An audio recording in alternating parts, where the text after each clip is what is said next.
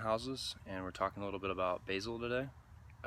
It's mid-October, so we're getting into the fall here in San Diego.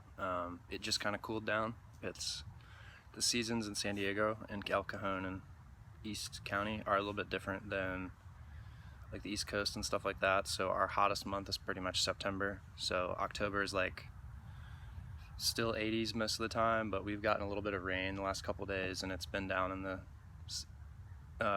light 70s. Even like today it was in the 60s. Basil's performing the best in these temperatures on the shoulder seasons. So pretty much fall, like deep fall, almost winter, and spring, like right when it's warming up. That's when we really get the best production. When it's really, really hot, I hear people say that basil does great, but it doesn't do well for us. So that's just, it's just too hot out here. But we definitely like to put them under cover in the greenhouses. It seems like the leaves just look nicer.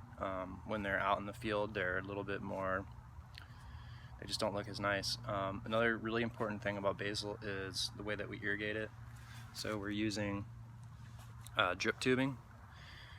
Basil doesn't really want to be watered on the leaves, and it really requires even watering consistently. So having a drip tube, even if you switch it on every day or if you've got it on a timer, probably doesn't really matter too much, but you definitely want to like irrigate the soil only.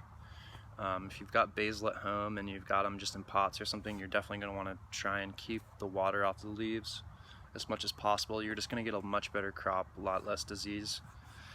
Another thing that you can do if you're getting a lot of disease on basil is there are varieties that are designed for disease resistance. Downy mildew is like one of the big ones. So if you're looking for seeds and you see DMR abbreviated after the name, that means downy mildew resistant. I really recommend getting some of those varieties. I know Rutgers Devotion is one of them. Prospera is another one. Those are both from johnnyseeds.com. You can check out. Those really perform the best. We've done Genovese in the past, but the Prospera and Rutgers Devotion blow them out of the park. So those are the two best performing basils that I've had in San Diego so far. Besides, we had an opal basil that did really well, and that actually did really well in the heat. So maybe the purple basils will give you a little more luck with the heat.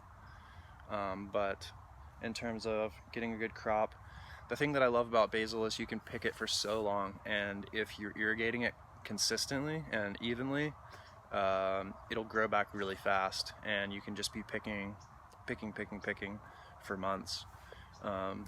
These have been in since they've probably been in for 2 months already, maybe even 3, and we just keep on chopping them down.